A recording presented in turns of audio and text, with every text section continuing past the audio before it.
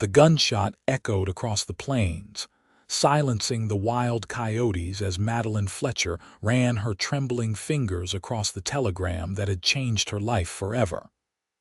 Her father was dead, and with him, everything she had ever known in Boston. Now she stood in the dusty expanse of Cottonwood Springs, Arizona Territory, 1877, a place she'd never imagined calling home. Madeline wiped away the tears that threatened to spill down her cheeks as she made her way toward the weathered ranch house in the distance. Her father's only remaining possession, a ranch she'd never seen, in a town she'd never visited, was now hers. The setting sun painted the western sky with hues of orange and purple as she approached the property that would determine her future. "Miss Fletcher," a gruff voice startled her. A man with leathery skin and kind eyes stepped forward from the shadow of the porch. "I'm Jasper Wilson, your father's foreman. We've been expecting you." Madeline nodded, unable to form words as exhaustion from the 3-day journey washed over her. She had left everything behind: her friends, her teaching position, her comfortable life in society, to claim an inheritance she never wanted. "Your father spoke of you often," Jasper continued, taking her small trunk from the wagon driver. "He was mighty proud of his educated daughter." Madeline finally found her voice. "Thank you, Mr. Wilson. I'm afraid I know very little about ranching or about my father's life here." "You'll learn, Miss Fletcher. We all do out here." Jasper's weathered face crinkled with a smile. "Your father built something special in these parts. Wouldn't want to see it fall to the Hendersons." "The Hendersons?" Madeline questioned as she followed him onto the porch. "Biggest cattle outfit in the territory. Been trying to get your father's water rights for years." Jasper's voice lowered. "Your father refused to sell no matter the price. Made him some enemies." Madeline felt a chill that had nothing to do with the evening air. "Are you suggesting my father's death wasn't an accident?" Jasper's silence spoke volumes as he opened the door to her new home. The following days passed in a blur as Madeline struggled to understand the operation of the Rocking F Ranch. She learned about cattle breeding, water rights, and the delicate balance of power in Cottonwood Springs. The ranch hands were skeptical of her at first, a city woman with soft hands and fancy speech, but her determination gradually earned their respect. One evening, 2 weeks after her arrival, Jasper approached her as she sat on the porch, reviewing the ranch ledgers by lantern light. "Town's having a social dance tomorrow night," he said casually, leaning against the railing. "Might be good for you to meet some of the local folks. Your father was well respected." Madeline looked up from the columns of numbers. "A dance? I haven't been to one since." "Since before your mother passed," Jasper nodded. "Your father mentioned it, but he'd want you to go on living, Miss Fletcher." "Perhaps you're right," she agreed, closing the ledger. "Though I doubt my Boston dresses will suit a frontier dance." Jasper chuckled. "Mrs. Wilson could help with that. She's got a good eye for adapting Eastern fashions to Western practicality." The next evening, Madeline stood before the mirror, hardly recognizing herself in the modified blue dress. Mrs. Wilson had removed the excessive bustling and shortened the hem just enough to prevent it from dragging in the dust. The neckline remained modest, but the overall effect was considerably less formal than Boston society would approve. "You look lovely, Miss Fletcher," Mrs. Wilson said, pinning a simple cameo at Madeline's throat. "Your father would be proud to see you embracing your new home." "I'm not sure I'm embracing it yet," Madeline admitted, "but I'm trying to understand it." The town hall was transformed for the occasion, with paper lanterns and wildflowers decorating the usually austere space. A small group of musicians played lively tunes as couples twirled across the wooden floor. Madeline entered hesitantly, immediately feeling the eyes of the townspeople upon her. "Miss Fletcher," Mayor Thompson approached, his wife in tow. "We're delighted you could join us tonight. Please accept our condolences on your father's passing." "Thank you, Mayor," Madeline replied, forcing a smile. "It's kind of you to welcome me." "Nonsense, you're Robert Fletcher's daughter." "That makes you practically town royalty," Mrs. Thompson declared. "You must meet everyone. Come along." For the next hour, Madeline was introduced to what seemed like every resident of Cottonwood Springs. The names blurred together, but she did her best to appear gracious. Several young men asked her to dance, but she politely declined, claiming fatigue from her ranch duties. Eventually, the endless introductions subsided, and Madeline found herself standing alone at the edge of the dance floor, watching the couples spinning to a lively reel. She felt a strange mixture of isolation and relief in her momentary solitude, taking the opportunity to observe the townsfolk in their natural element. That's when she noticed him. He stood across the room, leaning against a post, seemingly as detached from the festivities as she was. He was tall, broad-shouldered, with dark hair that curled slightly at the collar of his black coat. Unlike the other men present, he wore no gun belt, but something about his stance suggested he was no stranger to them. His eyes, piercing even from a distance, were fixed on her. Madeline quickly looked away, her cheeks warming. When she dared to glance back, he was making his way through the crowd toward her.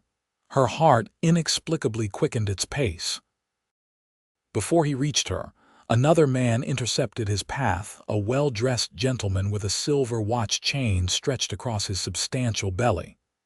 "Miss Fletcher," the portly man called out, approaching her with a proprietary air.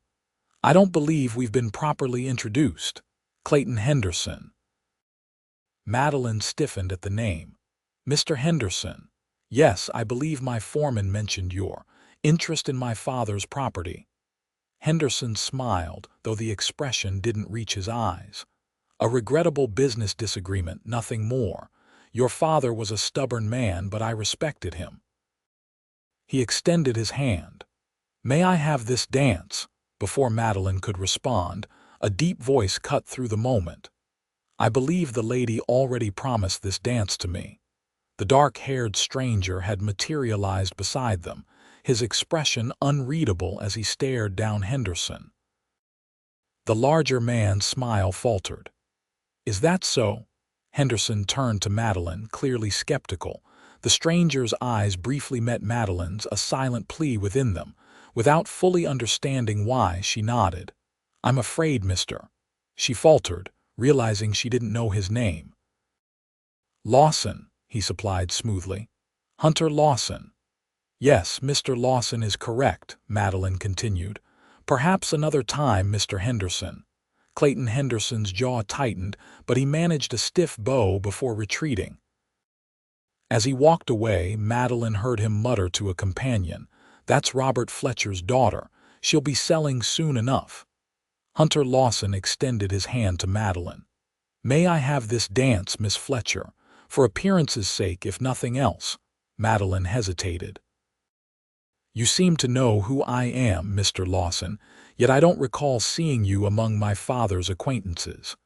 A hint of a smile crossed his face. "I knew your father, though not well. I've been away for some time." He glanced in Henderson's direction. "That man is trouble." "I thought you might appreciate the interruption." "So this is a rescue, not a genuine dance invitation?" Madeline raised an eyebrow. "It can be both," he replied, his hand still extended. "Your choice, Miss Fletcher." Madeline considered refusing. She'd had enough of men making decisions for her, her father sending her to finishing school against her wishes, her former fiancé breaking their engagement when her family's finances faltered. Yet something about Hunter Lawson's straightforward manner intrigued her. She placed her hand in his. "Very well, Mr. Lawson, but I should warn you, I'm unaccustomed to Western dances." "Follow my lead," he said simply, guiding her to the floor as the musicians began a waltz. Hunter Lawson proved to be an excellent dancer, moving with a grace that belied his rugged appearance. His hand at her waist was respectful, his steps measured to accommodate her less experienced footwork.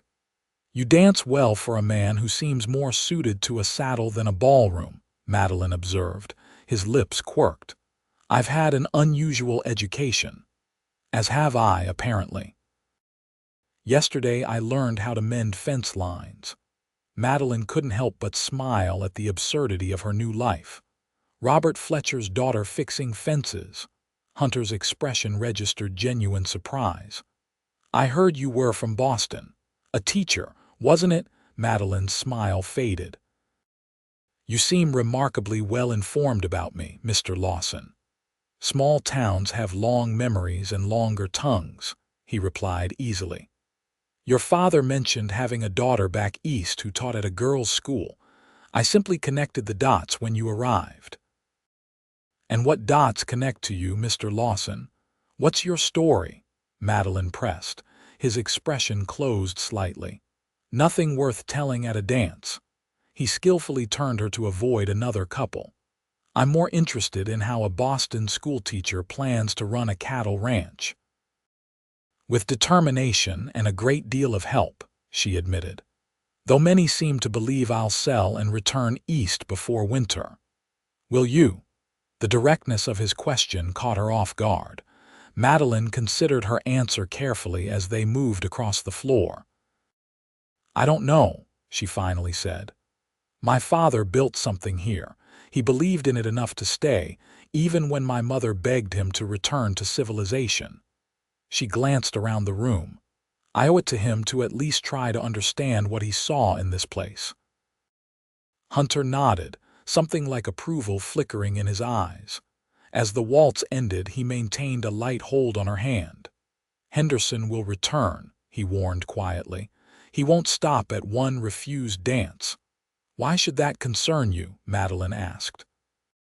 Before Hunter could respond, a commotion at the entrance drew everyone's attention. A ranch hand burst through the doors, his clothes dusty from hard riding. "Fire at the Henderson ranch," he shouted. "All able men needed." The dance floor emptied immediately as men rushed toward the doors. Madeline watched as Hunter Lawson hesitated, his eyes moving from her to the exodus of men. "Go," she urged. "They need every hand." With a curt nod, he released her and followed the others into the night. Madeline stood alone, suddenly aware of the curious glances from the remaining women. She heard whispers behind raised fans. "Fletcher's daughter, dancing with Lawson, doesn't she know?" Mrs. Thompson appeared at her side, face pinched with disapproval. "My dear, perhaps no one has told you about Hunter Lawson." "What about him?" Madeline asked. "He worked for the railroad as a troubleshooter before returning here last month. Some say he's killed men." Mrs. Thompson lowered her voice. "Others say he was a lawman in Kansas. Either way, he's dangerous company for a young woman alone in the world." Madeline straightened her shoulders. "Thank you for your concern, Mrs. Thompson, but I believe I can judge a man's character for myself." The older woman's lips thinned. "Your father said much the same thing, stubborn to the end." She patted Madeline's arm. "Just be careful, dear. Not everyone in Cottonwood Springs wishes you well." As the evening wound down, Madeline found herself eager to return to the ranch. The dance had revealed more than she anticipated about the complex relationships in her new community, and raised puzzling questions about the enigmatic Hunter Lawson. The following morning, Jasper found Madeline in the barn, awkwardly attempting to saddle her father's gentle mare. "Planning a ride, Miss Fletcher?" he asked, taking the saddle from her hands and adjusting it properly. "I thought I should learn the boundaries of the ranch," she explained. "The ledgers show water rights disputes along the North Creek. I'd like to see it for myself." Jasper's weathered face creased with concern. "That's Henderson territory. Might not be wise to ride there alone." "I won't cross onto their land," Madeline promised. "Besides, They're likely occupied with the fire damage. Fire's out, Jasper said, tightening the cinch. Word is it was deliberately started in 3 different spots in their south pasture. Henderson's offering a reward for information. Madeline frowned. Who would do such a thing? Hard to say. Henderson's made plenty of enemies. Jasper handed her the reins. Take Joey with you. Boy knows every inch of this land. Madeline wanted to refuse to prove her independence, but practicality won out. Very well. And Jasper, what do you know of Hunter Lawson? The foreman's hands stilled on the saddle.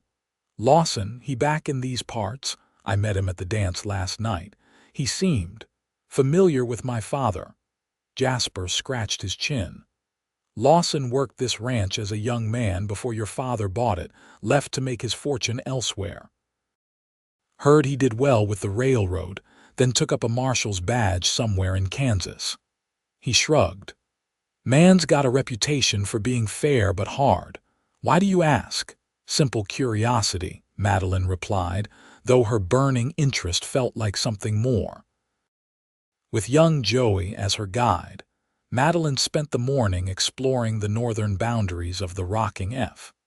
The landscape struck her as both harsh and beautiful mesquite-dotted hills rolling down to a narrow creek that wound its way through the property. This here's what all the fuss is about, Joey explained, pointing to the creek. During dry spells, this is the only water for miles. Your pa dammed it up there, he gestured upstream, to create a steady flow. Henderson claims it reduces his water downstream. Does it? Madeline asked, dismounting to inspect the small earthen dam. Joey shrugged. Maybe some. But Henderson's got 3 other water sources. He just wants this one cause it's the sweetest water for miles around. Makes for healthier cattle. As they remounted to continue their tour, Madeline noticed movement on the ridge above them. A rider sat watching them, too distant to identify. Joey, who's that? She asked quietly. The boy squinted. Can't rightly tell from here, Miss Fletcher. Could be one of Henderson's men. They patrol that ridge regular-like. Let's head back, Madeline decided, an uneasy feeling settling over her. As they turned their horses, 3 riders emerged from a stand of trees, blocking their path. Madeline recognized the center rider immediately, Clayton Henderson, flanked by 2 rough-looking cowboys. Miss Fletcher, Henderson called, touching his hat. Surveying your property, or perhaps considering my offer? I've received no offer from you, Mr. Henderson, Madeline replied coolly, struggling to keep her mare steady as the animal sensed her tension. Henderson smiled, the expression reminding her of a predator. A simple oversight. I'd be happy to discuss terms now. $5,000 for the entire spread, a generous amount for land this far from civilization. Madeline nearly gasped at the insultingly low figure. The ranch ledgers showed her father had invested 3 times that amount in improvements alone. The rocking F is not for sale, she stated firmly. Now, if you'll excuse us, we have ranch business to attend to. Henderson's smile vanished. I don't think you understand your situation, Miss Fletcher. A woman alone can't run a cattle operation. The men won't respect you, the work will break you, and the first drought will ruin you. I'm hardly alone, Mr. Henderson. I have loyal hands who respected my father. Loyalty has its price, Henderson countered, and prices rise. Consider my offer as protection. This territory can be dangerous for those without friends. The threat was unmistakable. Madeline felt Joey move closer to her side. Are you threatening me, Mr. Henderson? She asked, her voice steadier than she felt. One of Henderson's men laughed, a harsh sound that echoed across the empty landscape. Not at all, Henderson replied smoothly. Merely stating facts. Your father was stubborn about this water. Look where that got him. Ice formed in Madeline's veins. My father's accidents happen all the time out here, Henderson interrupted. especially to those who don't know the territory. Before Madeline could respond, the crack of a rifle shot split the air. A plume of dust erupted at the feet of Henderson's horse, causing the animal to rear. As Henderson struggled to control his mount, another shot rang out, this one kicking up dirt between the two groups. "That's far enough, Henderson." The voice came from behind Madeline. She turned to see Hunter Lawson approaching on a powerful black gelding, a rifle resting easily across his saddle. "This isn't your fight, Lawson," Henderson snarled, finally bringing his horse under control. "Making threats against a woman on her own property. Seems like something any decent man would step into." Hunter's voice remained calm, but Madeline saw the tension in his jaw as he positioned his horse between her and Henderson. Henderson's men shifted uneasily, hands hovering near their sidearms. "3 against 1, Lawson," Henderson warned. "Bad odds, even for a man with your reputation." "4 against 3, Joey piped up, his young voice cracking with fear despite his brave words. Hunter smiled slightly but kept his eyes on Henderson. "You boys really want to die over Clayton's water rights?" "Because that's what'll happen if you draw." A tense silence stretched between them. Madeline held her breath, acutely aware that her entire future, perhaps her life, hung in the balance of this moment. Finally, Henderson relaxed his posture. "We were just having a friendly business discussion. No need for gunplay." He tipped his hat to Madeline with mocking politeness. "Think about my offer, Miss Fletcher. It won't get better." With that, he wheeled his horse around and rode away, his men following close behind. When they were out of earshot, Hunter lowered his rifle. "Are you all right?" Madeline nodded, though her hands trembled on the reins. "Thank you. How did you happen to be here?" "I was visiting your North Line camp," Hunter explained.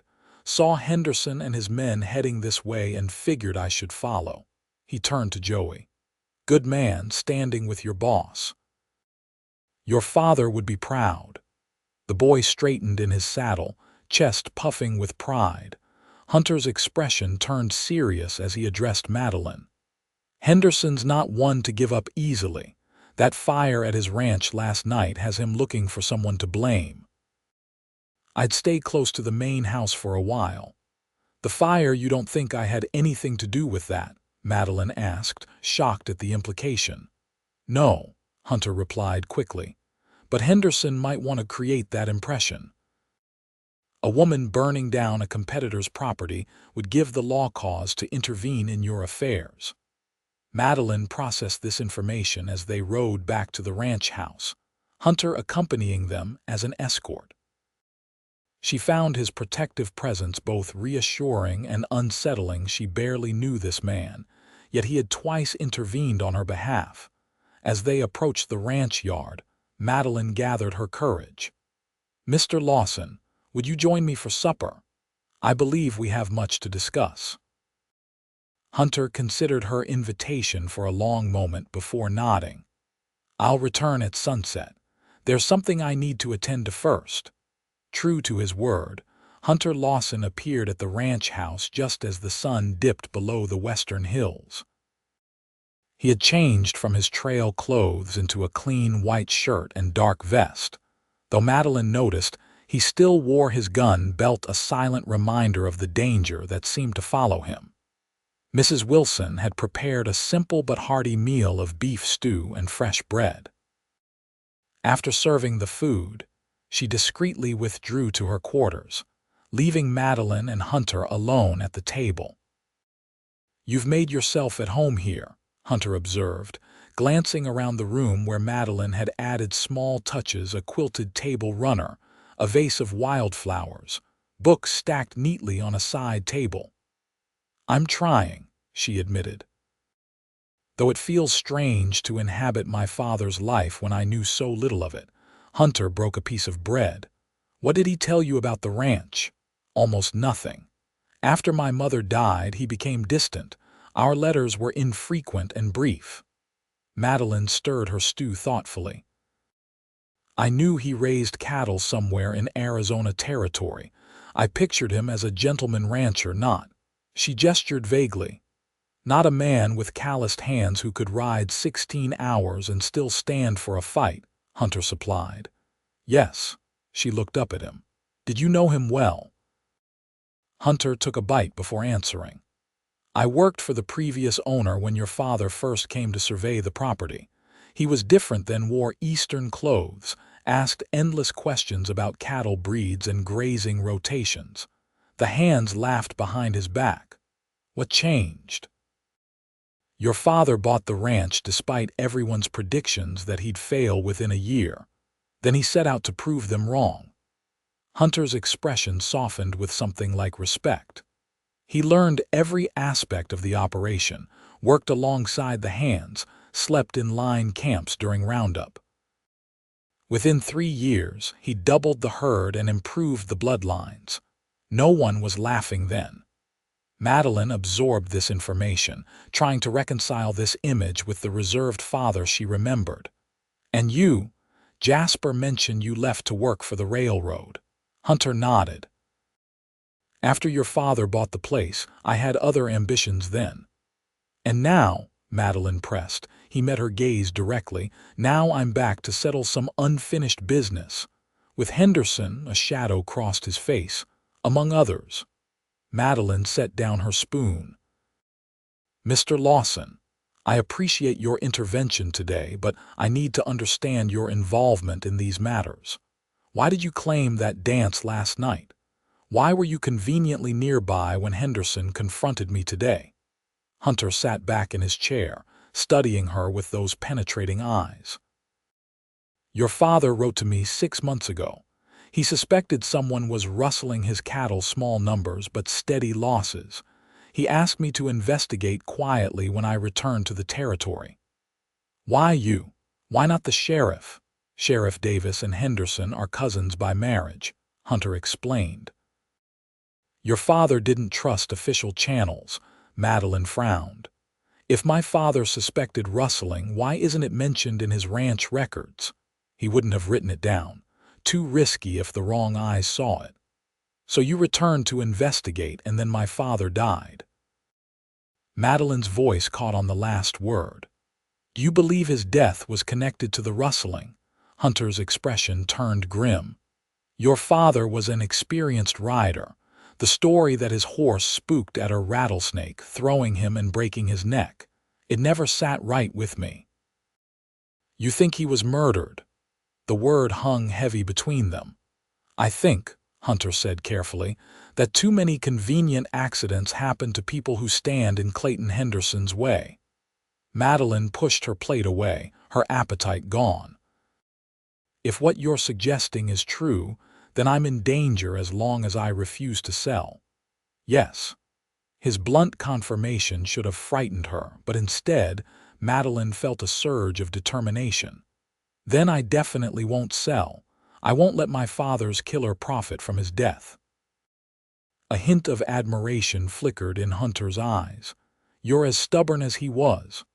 I'll take that as a compliment, she replied. But I need evidence, not just suspicions. If Henderson was behind my father's death, I want him to face justice. Evidence is what I've been searching for, Hunter admitted. But whoever's doing Henderson's dirty work knows how to cover their tracks. Then we'll need to be cleverer than they are, Madeline decided. Starting tomorrow, I want you to teach me everything you know about this ranch and the people around it.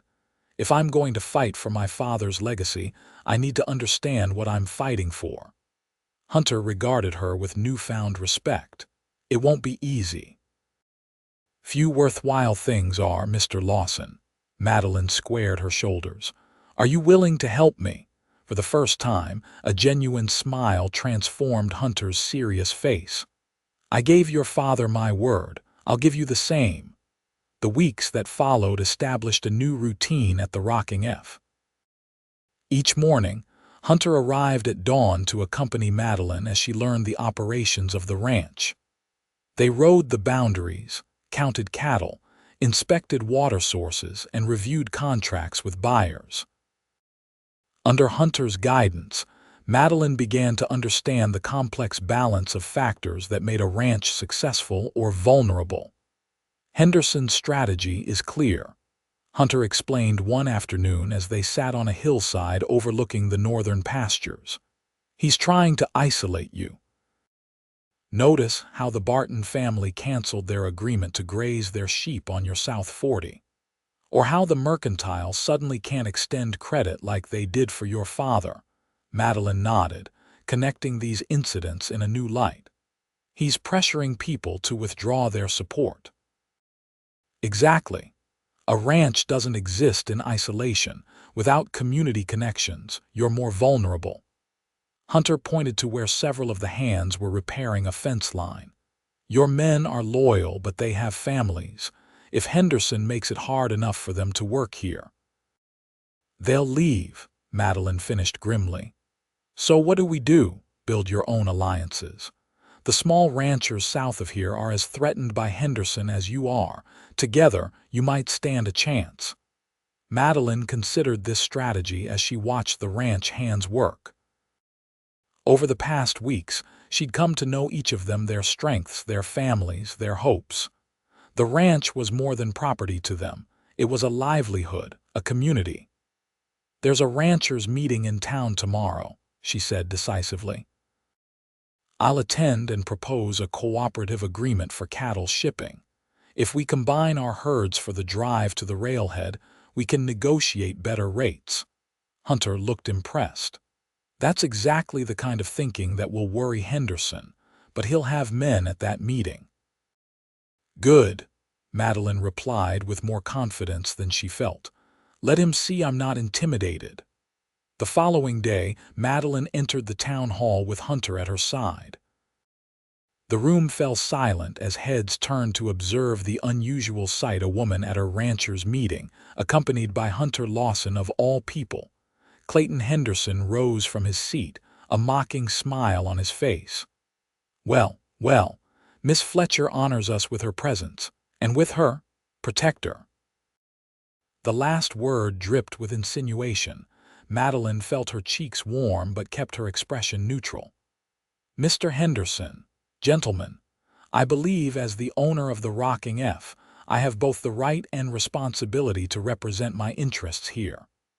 Of course, Mayor Thompson intervened smoothly.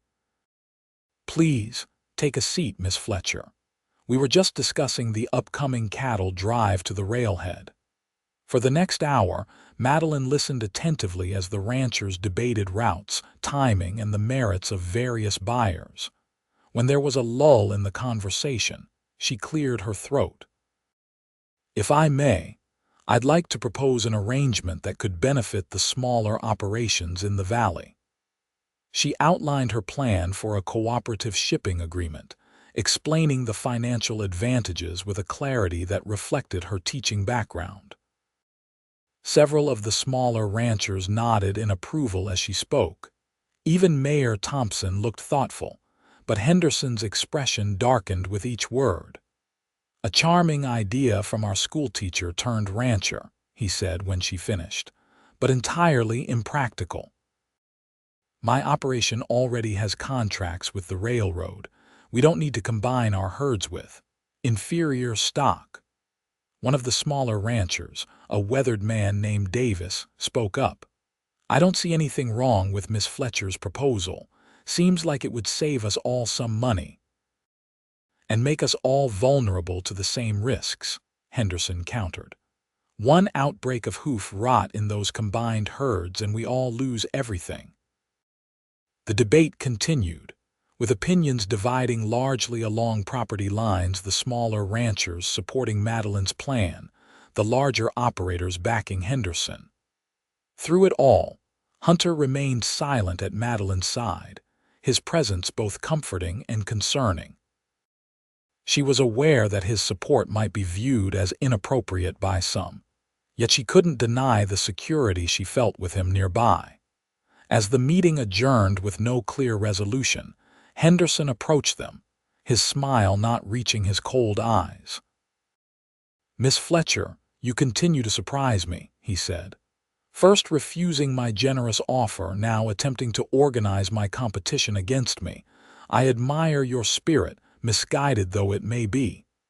My guidance comes from what's best for the Rocking F, Madeline replied steadily. As did my father's. Henderson's gaze shifted to Hunter. And you, Lawson, playing ranch hand again? Or is your interest in the Rocking F more personal these days?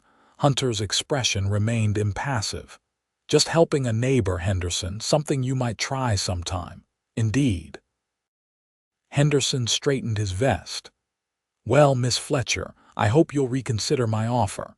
$10,000 now, a substantial increase as you see. The doubling of his offer caught Madeline off guard. If Henderson was willing to pay that much, what was the ranch truly worth? Or what did he know that she didn't? The Rocking F remains not for sale, she stated firmly. Good day, Mr. Henderson. As they left the meeting, several of the smaller ranchers approached to express interest in Madeline's proposal. By the time they mounted their horses to return to the ranch, she had tentative agreements from 5 neighbors to pursue the cooperative shipping plan. You did well in there, Hunter commented as they rode. Your father would have been proud. Thank you. Madeline felt a warm glow at his praise. Over the weeks of working together, she'd come to value Hunter's good opinion more than she cared to admit. Though Henderson's increased offer concerns me, why double the price so suddenly? Hunter's expression turned thoughtful. Could be several reasons. He might have heard about your organizing efforts and wants to buy you out before you gain allies. Or, she prompted when he hesitated, or he knows something about the ranch that makes it more valuable than it appears. Madeline considered this possibility as they rode. What could make her father's modest ranch so desirable to a man who already controlled vast tracts of land? The answer came 3 days later, delivered by an exhausted ranch hand who had ridden through the night to reach the main house. Miss Fletcher, he called, practically falling from his horse. Gold. They've found gold in the North Creek.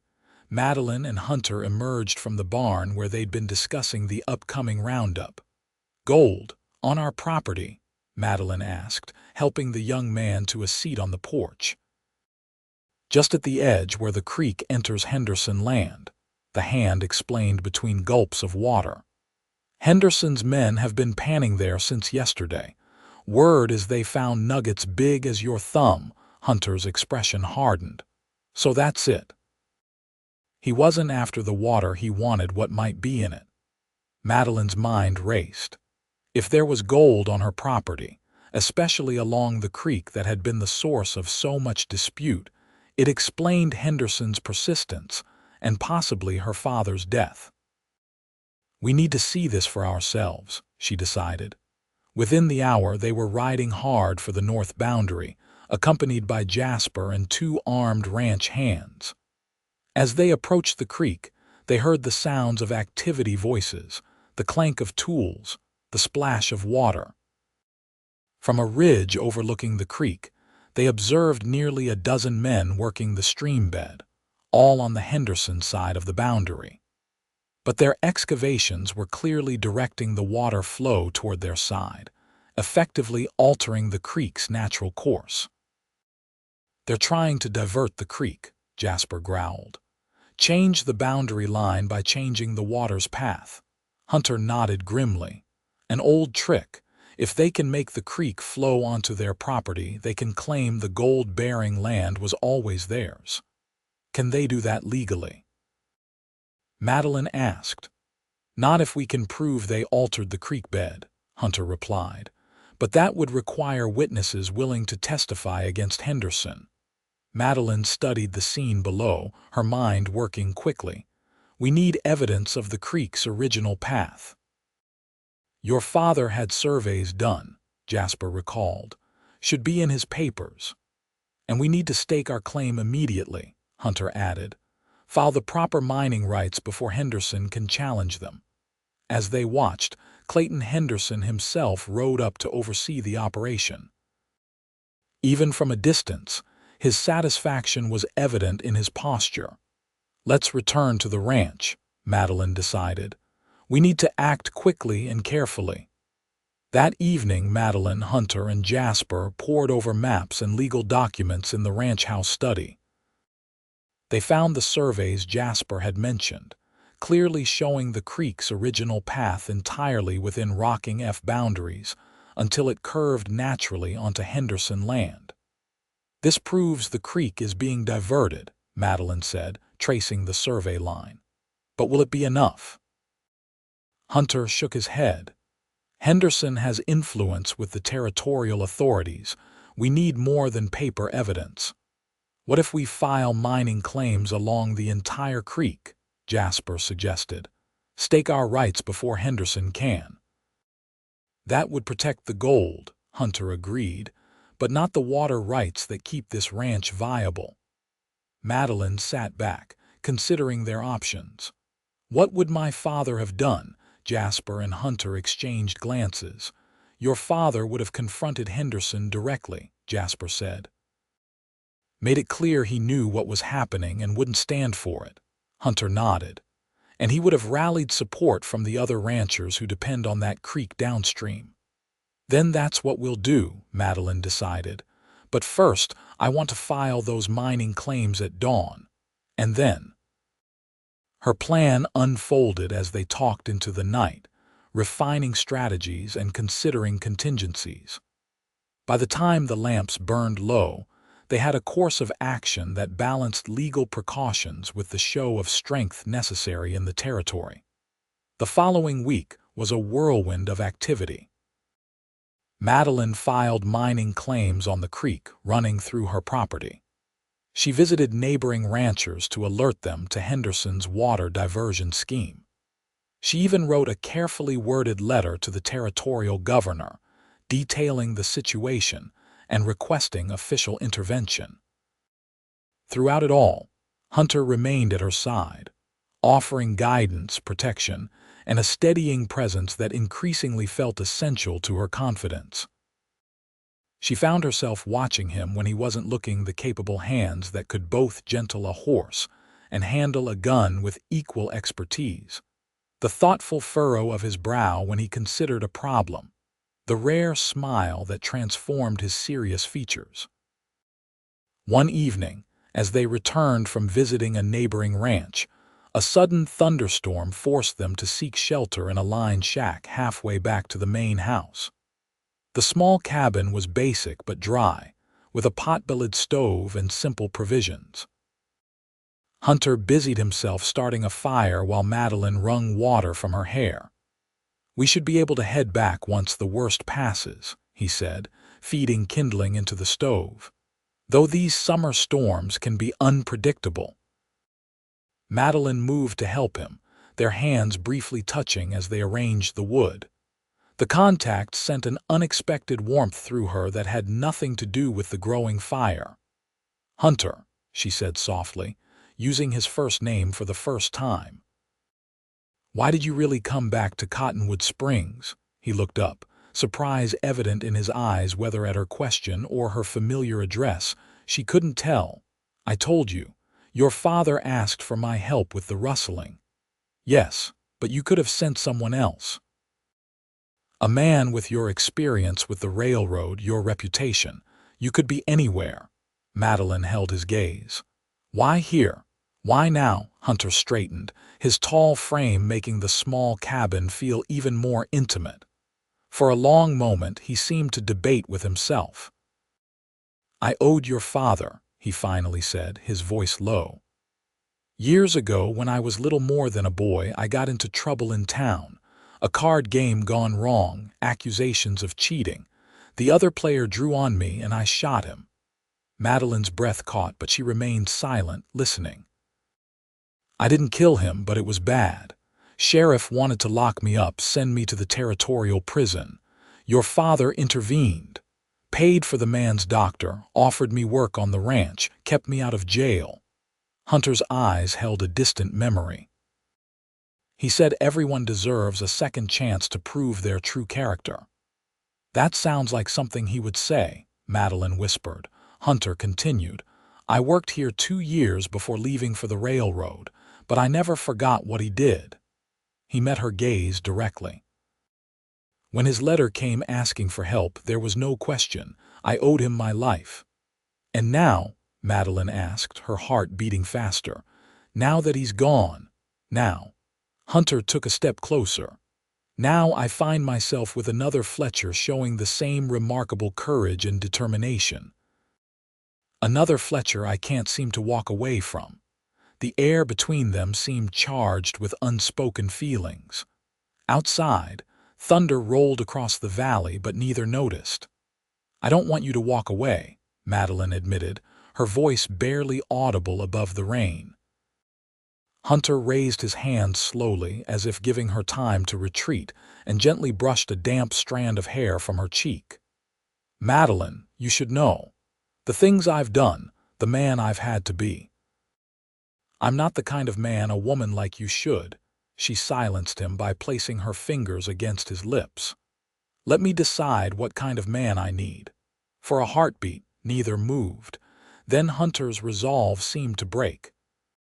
He drew her into his arms, his lips finding hers in a kiss that began tentatively but quickly deepened with weeks of restrained emotion. Madeline responded with equal fervor, her hands sliding up to his shoulders, feeling the strength beneath his damp shirt. All the confusion and attraction she'd felt since their first meeting crystallized into certainty in that moment. When they finally parted, both breathless, Hunter rested his forehead against hers. This complicates things. Madeline smiled. I think things were complicated from the moment you claimed that dance. A crack of lightning illuminated the cabin, followed immediately by a deafening thunderclap. They both jumped, then laughed, the tension breaking. The storm's directly overhead, Hunter observed. We'll need to wait it out. Madeline nodded, suddenly aware of the impropriety of their situation alone in a remote cabin, miles from the ranch house. Yet she felt no fear, only a deep trust in the man before her. They spent the next hours talking as they had never allowed themselves before, sharing stories of their pasts, their hopes, their regrets. Hunter spoke of his years with the railroad and later as a marshal, confronting the lawlessness that plagued the expanding territories. Madeline told him of her teaching career, her brief engagement to a Boston banker who abandoned her when her family's finances faltered, her complicated relationship with her father. By the time the storm passed, leaving a washed clean sky scattered with stars, they had crossed a boundary that could not be uncrossed. Whatever happened with Henderson and the ranch, Madeline knew her future was irrevocably entwined with Hunter's. As they rode back to the ranch house, Madeline considered what their relationship might mean for her position in the community. An unmarried woman living alone was already subject to gossip. Being openly attached to a man with Hunter's reputation would only intensify the scrutiny. You're thinking very loudly, Hunter observed as they approached the ranch yard. Madeline smiled. Just contemplating what Mrs. Thompson will say when she hears we were caught in the storm together. Hunter's expression turned serious. Madeline, I would never do anything to compromise your reputation. If you wish to keep our feelings private for now, I understand. She considered this offer, touched by his concern, but the events of recent weeks had changed her. The proper Boston schoolteacher who arrived in Cottonwood Springs would have been horrified at her current situation. The woman she was becoming, her father's daughter, a rancher in her own right, felt differently. No, she decided. I won't hide how I feel about you. This community will either accept us together or not, but I won't pretend. Hunter's smile was worth any gossip they might face. As they dismounted in the ranch yard, however, their private moment was shattered by the sight of Jasper running toward them, his expression urgent. Miss Fletcher. Mr. Lawson, thank God you're back. Henderson's men have blocked the creek. They've built a dam on their side, cutting off our water entirely. Hunter's expression hardened immediately. When? Started this morning, finished just before the storm hit. They've got armed men guarding it. Madeline felt cold dread replace the warmth of moments before. Without water, the rocking FTK's cattle would suffer quickly in the summer heat. This is his response to our mining claims, she realized. He's forcing our hand. Hunter nodded grimly. He knows we can't survive long without that water source. He's betting you'll sell rather than watch your cattle die. Then he doesn't know me very well, Madeline replied, a steely resolve in her voice. Jasper, gather the hands. Hunter, I need you to ride to the neighboring ranches we visited. Explain what Henderson's done and remind them they are next if we fall. Both men stared at her for a moment, then nodded with newfound respect. What are you planning? Hunter asked. Madeline straightened her shoulders. I'm going to attend the town dance tomorrow night and make it very clear to everyone exactly what Clayton Henderson is doing. If he wants to play this game publicly, we'll oblige him. The following evening, Madeline entered the town hall with her head high, wearing the same blue dress she'd worn to her first dance in Cottonwood Springs. The room was crowded with ranchers, townspeople, and their families, all seeking relief from the summer heat in the social gathering. She was acutely aware of the whispers that followed her entrance, the speculative glances. News of her time alone with Hunter during the storm had clearly spread, as had word of Henderson's dam. The combination had made her the center of attention in a way that would have mortified her former self. Clayton Henderson stood across the room, surrounded by his usual supporters. He raised his glass to her in mocking salute when their eyes met. Madeline walked directly to Mayor Thompson, who was serving as master of ceremonies for the evening. Mayor, I'd like to make an announcement before the dancing begins, she said firmly. Thompson looked uncomfortable. Miss Fletcher, this is a social occasion. Perhaps a more appropriate forum. This can't wait, Madeline interrupted. And everyone affected is right here. Before Thompson could object further, Madeline turned to face the crowd. The musicians, sensing something important, stopped playing and a curious hush fell over the room. Ladies and gentlemen, I apologize for interrupting the festivities, but a matter has arisen that affects everyone in this community. Her clear voice, honed by years of teaching, carried to every corner of the hall. Yesterday, Mr. Clayton Henderson constructed a dam that has completely blocked the creek flowing from the Rocking F Ranch. Murmurs rippled through the crowd as people turned to look at Henderson, who maintained his composed smile. This creek, Madeline continued, provides water not only to my ranch but eventually to many of your properties as well. By blocking it, Mr. Henderson is not just attacking me, he's threatening the livelihood of everyone downstream. That's a bold claim, Miss Fletcher, Henderson called out, stepping forward. The water in question flows through my property. I have every right to use it as I see fit. Not according to territorial water laws, came a deep voice from the entrance. Every head turned to see Hunter Lawson standing in the doorway, his imposing figure silhouetted against the evening sky. He moved into the room with the fluid grace that always caught Madeline's attention, coming to stand beside her. Water rights in this territory follow the doctrine of prior appropriation, Hunter continued, addressing the crowd.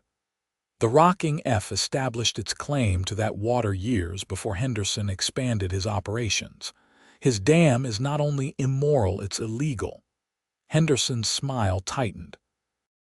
And you're an expert on water law now, Lawson. I thought your expertise was in more violent pursuits.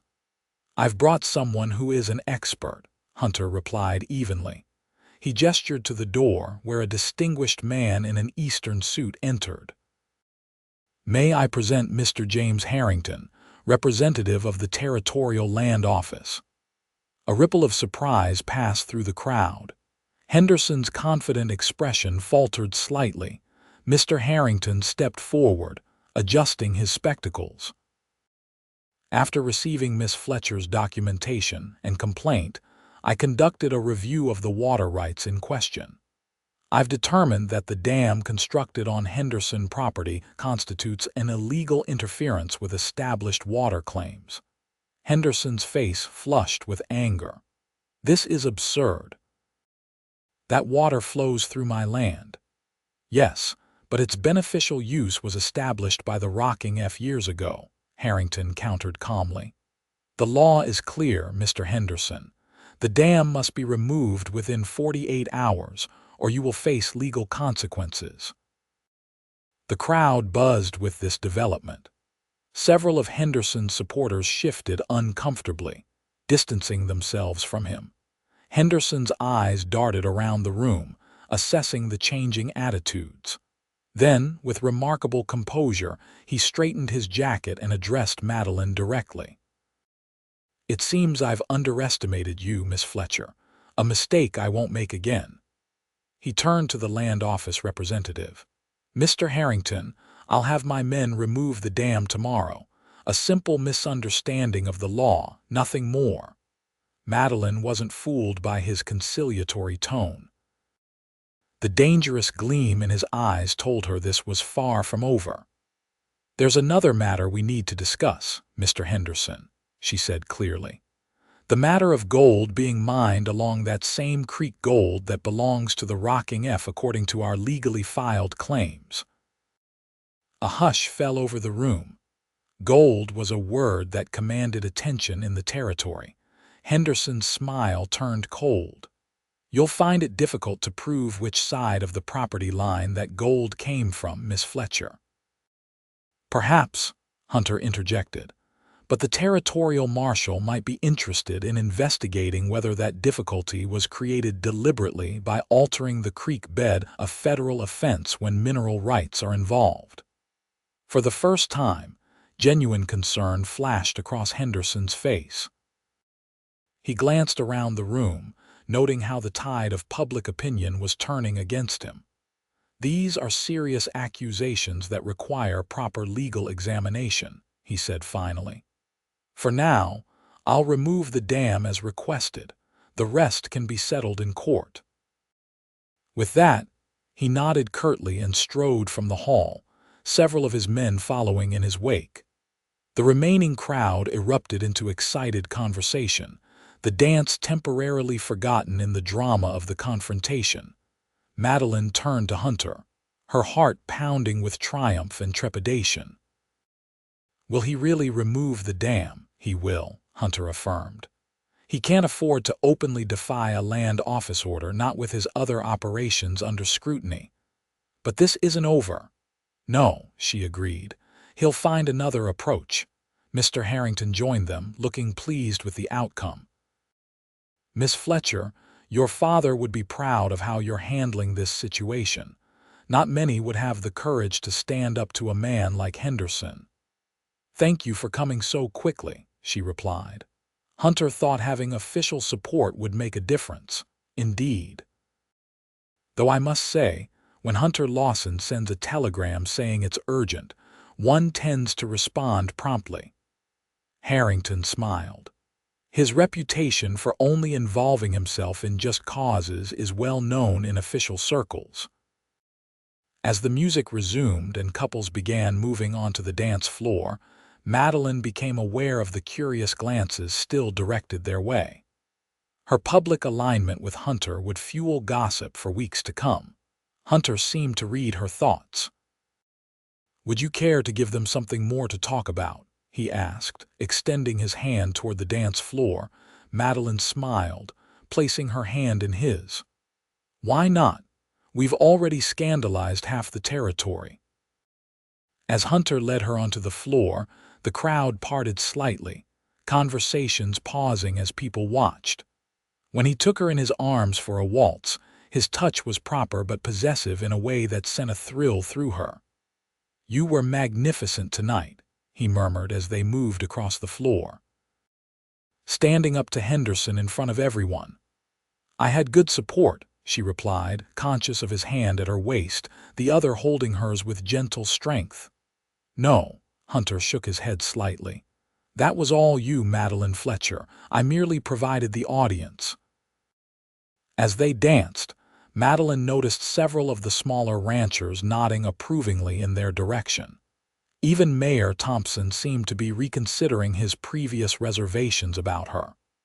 The tide of community opinion, so critical in the territory, was shifting. "People are watching us," she observed quietly. Hunter's eyes never left hers. "Let them watch. Let them see exactly where I stand beside you with you." The simple declaration made her heart swell. In Boston, such a public alignment would have required formal courtship, parental approvals, proper introductions. Here, in this moment, it was declared through action, through standing together against threat, through the simple act of claiming a dance. "She's mine," Hunter had said to Henderson that first night. The words that had seemed presumptuous then now felt like a promise not of possession, but of protection, partnership, possibility. As the music ended, Hunter kept her hand in his. "What happens next is up to you, Madeline." "Henderson won't give up easily. The fight ahead could be dangerous." "I know," she replied. "But I've discovered something about myself since coming here.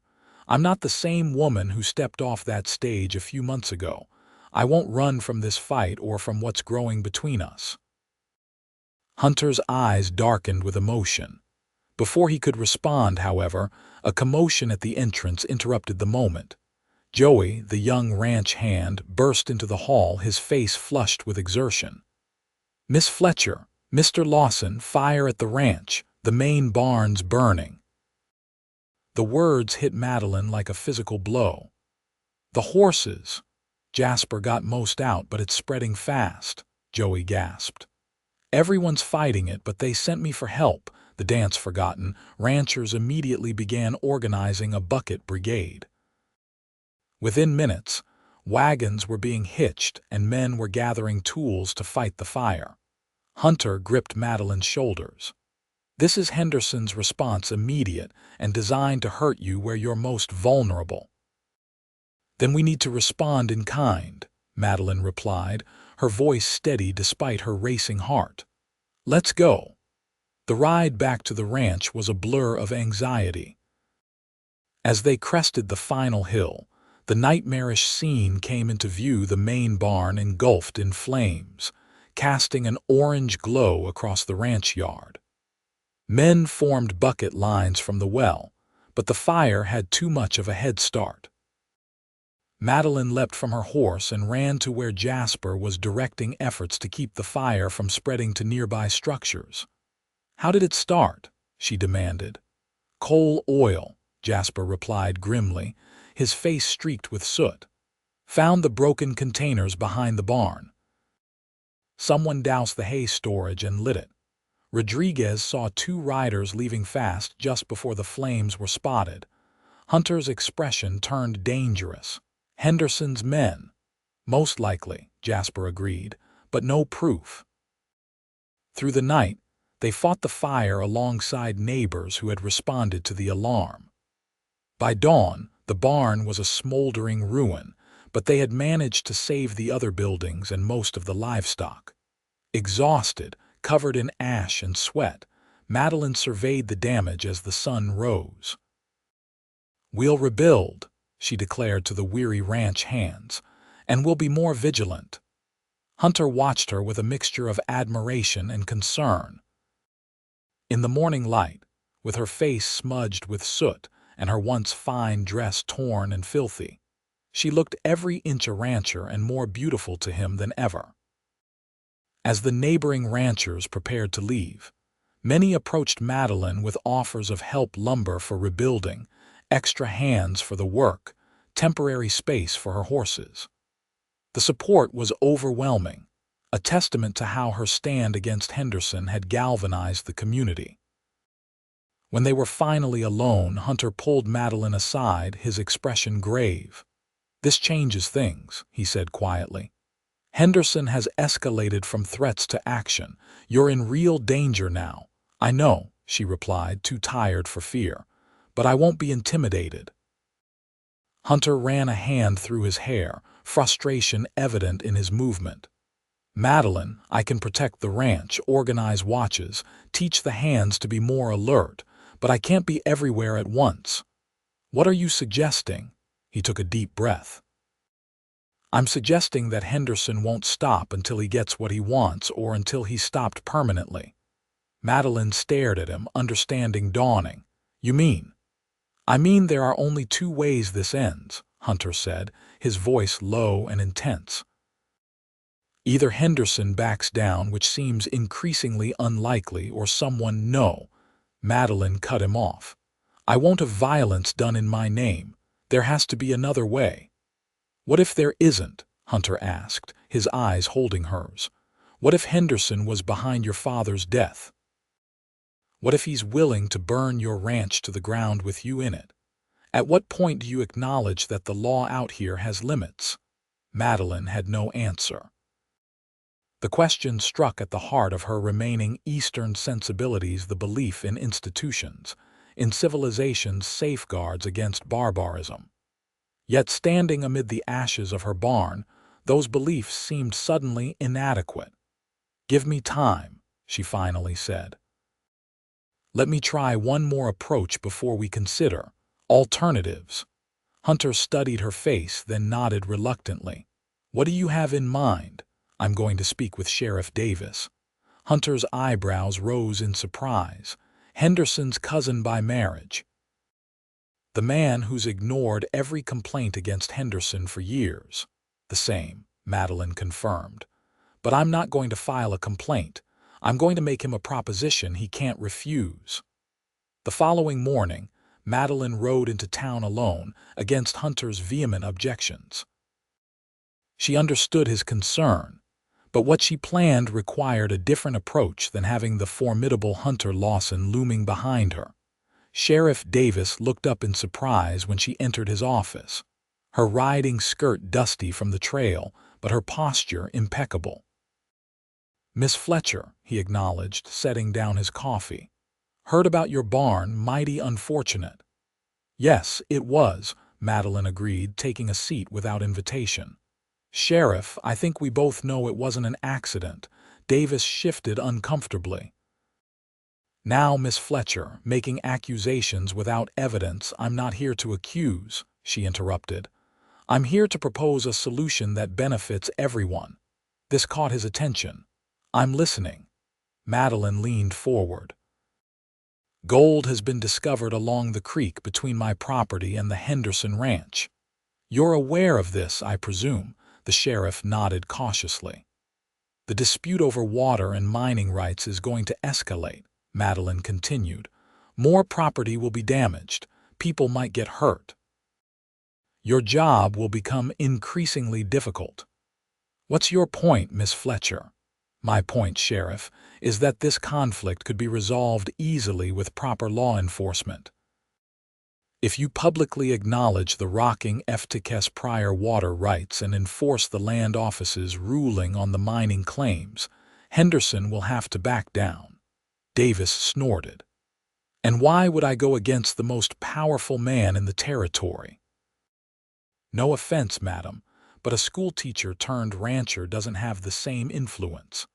Madeline smiled thinly.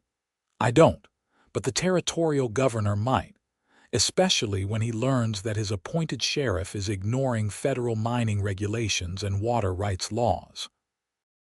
The sheriff's expression hardened. Sounds like a threat, Miss Fletcher.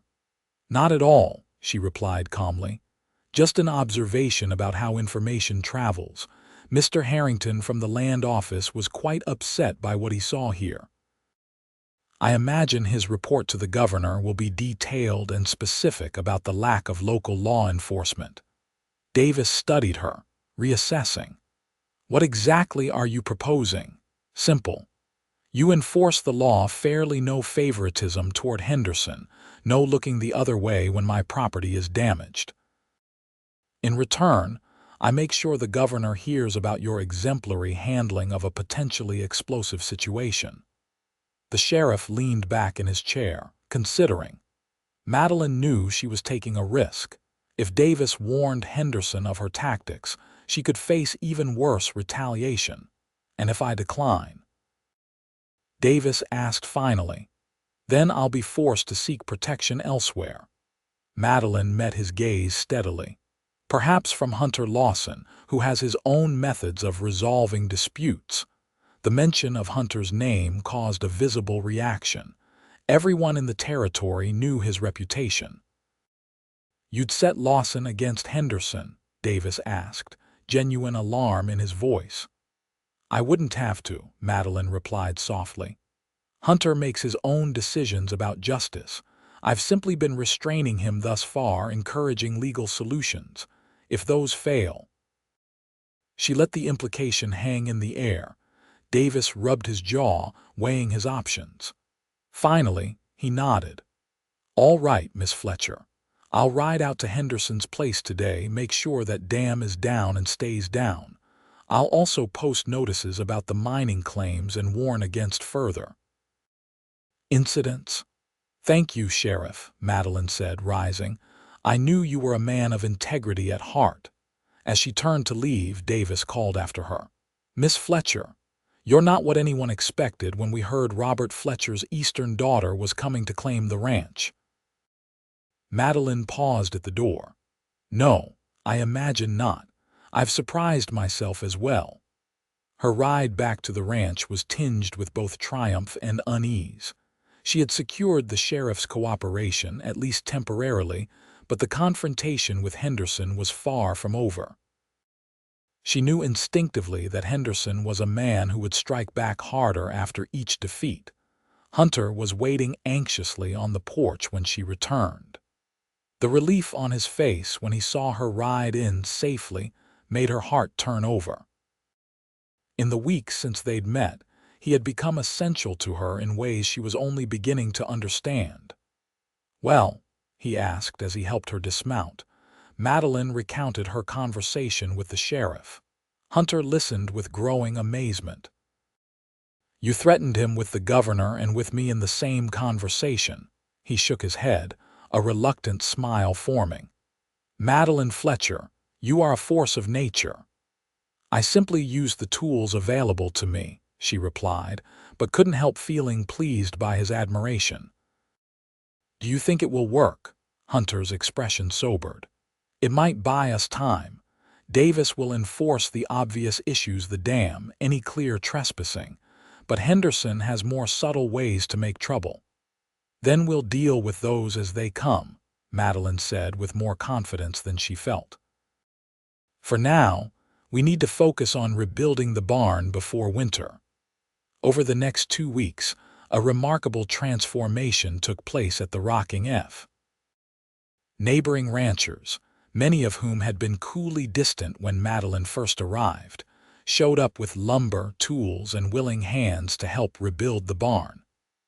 They brought their wives, who prepared meals for the workers and offered Madeline quiet words of support. The community that had once viewed her as an outsider now rallied around her stand against Henderson's tactics.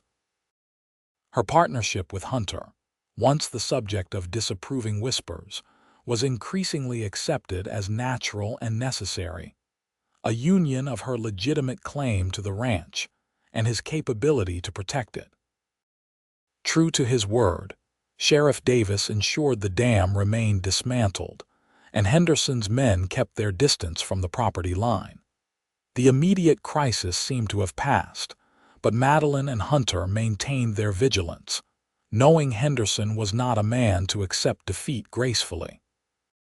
One evening, as they sat on the porch watching the sunset after a long day of construction on the new barn, Hunter took Madeline's hand. "I've been thinking about your father," he said quietly. "About why he was so determined to keep this land, even when your mother wanted to return east." Madeline turned to him, curious. "Did he ever tell you?" Hunter nodded. "Once, during a particularly difficult roundup. We were sitting by a campfire, exhausted from 16 hours in the saddle. He looked out across the valley and said, "This land has a future, Lawson. Not just for cattle, but for the next generation. Someday my daughter will understand what I've built for her." Tears pricked Madeline's eyes. "He never told me. All those years I thought he stayed because he couldn't face returning to Boston after Mother died." "No," Hunter said gently. "He stayed because he was building something lasting. Something for you." Madeline gazed out at the ranch, the new barn taking shape, the cattle grazing peacefully in the distance, the endless sky painted with sunset colors. For the first time, she truly saw what her father had seen, not just a ranch but a legacy, a future. "I understand now," she whispered. Hunter's hand tightened around hers. "Madeline, I need to tell you something about your father's death." She turned to him, suddenly alert. "What about it?" Hunter took a deep breath. "I've been making inquiries quietly, speaking with people who were nearby that day, examining the site where he was found. And," Madeline's heart raced, "the story never made sense. Your father was too experienced a rider to be thrown by a startled horse. And the injuries." Hunter hesitated. "They weren't consistent with a fall. Your father was struck from behind, Madeline, most likely with a rifle butt or something similar." Madeline felt as if the air had been knocked from her lungs. "You're certain?" "As certain as I can be without official investigation," Hunter confirmed grimly. "I found a witness, a young Apache boy who was hunting nearby. He saw two men on Henderson's land the day your father died. He described one as the big man with the silver watch, which sounds like Henderson himself." "Why didn't this boy come forward before?" Madeline asked, her mind reeling with the implications. "Would you trust the white man's justice if you were Apache?" Hunter countered. "Besides, no one asked. The death was ruled an accident almost immediately. Sheriff Davis made sure of that." Madeline stood abruptly, pacing the porch as she processed this revelation. "So Henderson murdered my father to get this land. For the gold, the water." "Most likely," Hunter agreed quietly. "The timing fits. The gold was probably discovered shortly before your father's death. Henderson offered to buy the ranch. Your father refused, and Henderson took more direct action." "We need to bring this to the sheriff," Madeline insisted. "The witness won't be believed," Hunter interrupted gently. "An Apache boy's word against Clayton Henderson. Even with our new understanding with Davis, it wouldn't be enough." Madeline's hands clenched into fists. "So Henderson gets away with murder. My father deserves justice?" Hunter stood, taking her by the shoulders. "Yes, he does, and he'll get it, but we need to be smart about this. Rushing in with accusations will only put you in more danger." "Then what do we do?" Madeline demanded, tears of frustration threatening. Hunter's expression turned resolute. "We gather more evidence. We find the men who actually carried out the attack. Men like that talk, especially when they drink. Someone will know something." The determination in his voice steadied her. "And when we have evidence, then we bring it to Davis and make it impossible for him to ignore," Hunter promised. "Your father will have justice, Madeline, I swear it." She leaned into him, drawing strength from his solid presence. "How did I manage before you came back to Cottonwood Springs?" Hunter's arms encircled her. "You would have found your way. You're stronger than anyone gives you credit for, including yourself." As they stood together on the porch, watching the last light fade from the sky, Madeline felt a strange peace despite the turmoil of revelations. Whatever came next, they would face it together. The opportunity to confront Henderson came sooner than expected. The following week, Cottonwood Springs held its annual Founders' Day celebration, a tradition that brought together ranchers, townspeople, and travelers for a day of festivities culminating in a grand dance. Despite her lingering grief over her father's murder, Madeline was determined to attend, to show the community that she remained undaunted by Henderson's tactics. Mrs. Wilson helped her prepare, producing a gown of deep green silk that had belonged to Madeline's mother, carefully preserved all these years in a cedar chest. "Your father kept everything of hers," Mrs. Wilson explained as she made final adjustments to the dress. "Said someday you might want these things to remember her by." Madeline blinked back tears as she examined herself in the mirror. The dress, slightly altered to fit current fashion, transformed her from rancher to lady once again. Yet the woman who looked back at her was no longer the sheltered Boston teacher who had arrived months ago. When Hunter arrived to escort her to town, his reaction to her appearance made her blush with pleasure. "You're beautiful," he said simply, his eyes never leaving her face despite the elegance of the gown. The town square had been decorated with lanterns and bunting for the occasion.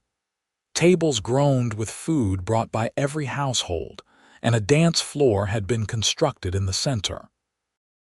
Madeline and Hunter's arrival caused a stir her dramatic transformation in the green silk gown, his unusually formal attire of black suit and crisp white shirt. Clayton Henderson was there, of course, holding court among his supporters. His eyes narrowed when he saw them, but he made no immediate move to approach. The evening progressed pleasantly, with Madeline accepting dance invitations from several of the neighboring ranchers who had helped rebuild her barn. Hunter watched from the sidelines, content to let her enjoy the social aspects of the celebration. When the band announced a break, Madeline made her way back to Hunter's side. "You haven't danced once," she observed, taking the cup of punch he offered. "I'm saving my energy," he replied with a cryptic smile. Before she could question him further, the band returned, and the lead musician called for attention. "Ladies and gentlemen, it's time for our traditional Founders Dance. As is our custom, we invite unattached ladies to take the floor alone, and the gentlemen will choose their partners for this special waltz." Madeline hesitated, uncertain of the local tradition. Hunter gave her an encouraging nod. "Go on. It's considered an honor to be chosen." Feeling self-conscious, Madeline joined several other women in the center of the dance floor. Most were young girls, giggling with anticipation as they arranged themselves in a loose circle. As the only woman of independent means among them, Madeline felt conspicuously out of place. The musicians began a gentle melody, a prelude to the waltz that would follow. Madeline stood still, her hands clasped before her, aware of the eyes upon her. She noticed Clayton Henderson moving toward the edge of the floor, his intent gaze fixed on her. With a sinking feeling, she realized he meant to claim her for the dance, a public declaration of his continued pursuit of her, and everything she owned. Just as Henderson stepped onto the floor, Hunter moved with decisive grace through the gathering men. His path was direct and purposeful as he crossed to where Madeline stood. The crowd seemed to sense the significance of the moment, a hush falling over the previously boisterous gathering. Hunter stopped directly before her, his tall figure commanding attention, his eyes holding hers with unmistakable intent.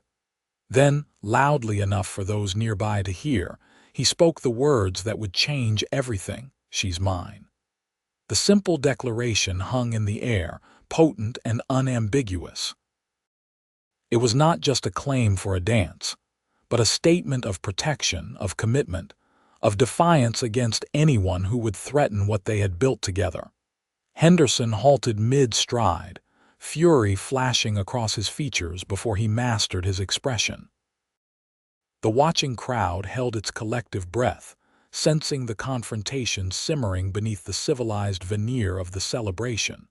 Hunter extended his hand to Madeline, ignoring the tension surrounding them. "May I have this dance?" Madeline placed her hand in his, a smile illuminating her face. "You may."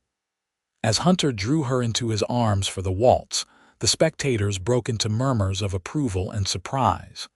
Madeline was aware of Henderson retreating from the floor, his face dark with thwarted ambition, but her attention was fixed on the man before her.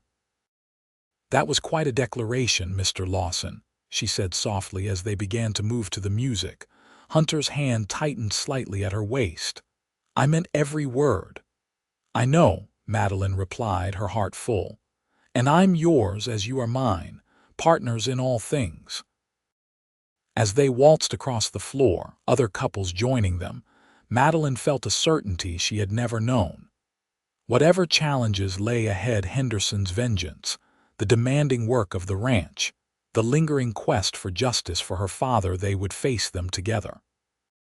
Later that evening, beneath a canopy of stars as they rode back to the ranch, Hunter reined his horse to a stop in a clearing overlooking the valley. Madeline halted beside him, curious.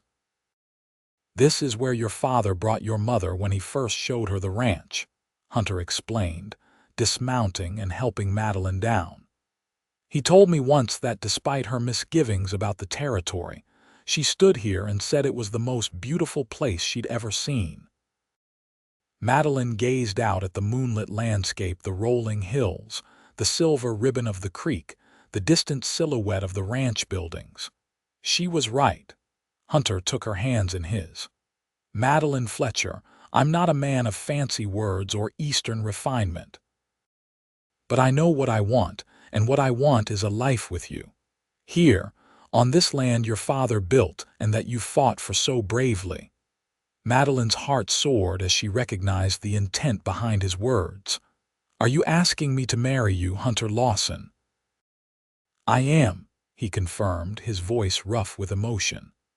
"Not just for love, though God knows I love you more than I thought possible, but as a promise that we'll face whatever comes together, Henderson, drought, winter storms, good years and bad." Tears of joy spilled down Madeline's cheeks as she stepped into his embrace. "Yes, 1,000 times yes." Their kiss beneath the stars sealed a bond that had been forming since that first dance when Hunter claimed her with a simple "she's mine," a declaration that had evolved from protection to partnership, to a promise of shared futures. 2 months later, on a crisp autumn day, Madeline Fletcher became Madeline Lawson in a ceremony attended by the entire community. The newly rebuilt barn had been transformed for the occasion, decorated with wildflowers and ribbon by the neighboring women who had become Madeline's friends. Sheriff Davis presided, his attitude toward the couple having shifted dramatically after Hunter presented irrefutable evidence linking Henderson to Robert Fletcher's murder, evidence that had led to Henderson's arrest and removal to the territorial capital to await trial. The case against Henderson had broken open when one of his men, bitter about being cheated of his share of the gold profits, came forward with testimony about Henderson's direct orders regarding Robert Fletcher. Combined with the Apache boy's witness account and physical evidence Hunter had meticulously gathered, it was enough for even Sheriff Davis to act. With Henderson gone, his empire had quickly crumbled. The smaller ranchers, no longer intimidated, formed the cooperative shipping arrangement Madeline had proposed months earlier. The Rocking F, now under the joint management of Hunter and Madeline Lawson, became the center of a new community of independent ranchers working together. As Madeline and Hunter exchanged vows before their friends and neighbors, she thought of how far she had come from that first frightened arrival in Cottonwood Springs. The school teacher from Boston had become a rancher's wife, a businesswoman, a respected member of a community she once thought impossibly foreign. "I now pronounce you man and wife," Sheriff Davis declared, a genuine smile creasing his weathered face. "You may kiss your bride, Lawson." Hunter needed no further invitation. His kiss was a promise of all that lay ahead, the challenges they would face together, the legacy they would build, the love that had begun with a simple dance and a bold claim. As they turned to face their cheering friends, Madeline caught sight of Jasper Wilson wiping away a tear. "Your father would be mighty proud," he said as they passed. "Of both of you." Madeline squeezed Hunter's hand, knowing it was true. Robert Fletcher had built more than a ranch in this wild territory. He had created a foundation for his daughter's future, a place where she could discover her own strength and find a love equal to the vast land they now called home. 5 years later, Madeline sat on the front porch of the expanded ranch house, watching Hunter teaching their 3-year-old son Robert to ride his first pony in the yard. Their infant daughter slept peacefully in a cradle beside her, her tiny face so like her father's that it made Madeline smile every time she looked at her. The Rocking F had prospered under their joint stewardship, weathering drought and harsh winters, expanding its operations to include not just cattle, but also the careful mining of gold along the creek that had once been so contested. The proceeds had been invested in improvements that benefited the entire community, a school where Madeline occasionally taught, a proper doctor's office in town, better roads to connect the isolated ranches. Clayton Henderson had been convicted of Robert Fletcher's murder and would spend the rest of his life in territorial prison. His vast holdings had been divided and sold to smaller ranchers, many of whom now participated in the cooperative Madeline had envisioned that night at the ranchers' meeting. As Hunter lifted their laughing son onto the pony's back, Madeline reflected on the strange journey that had brought her here. From the refined parlors of Boston to this wild, beautiful land, from sheltered schoolteacher to rancher's wife and mother, from a woman alone to one surrounded by family and community. Hunter looked up, catching her eye across the yard. His smile, still rare except with her and their children, warmed her heart as it had since that first dance when he crossed the floor and claimed her with those simple, powerful words, "She's mine." In that declaration, he had seen something in her that she had yet to discover in herself: the strength to fight for what mattered, the courage to build a life in this demanding land, the capacity to love as fiercely as the territory itself. Madeline raised her hand in greeting, a gesture that conveyed all the love and partnership they had built together. She was his, yes, but he was equally hers, a union forged in adversity, strengthened by shared purpose, and sustained by a love that had transformed them both. As the sun set behind the distant mountains, painting the sky in hues of gold and crimson, Madeline Fletcher Lawson knew with absolute certainty that she was exactly where she belonged.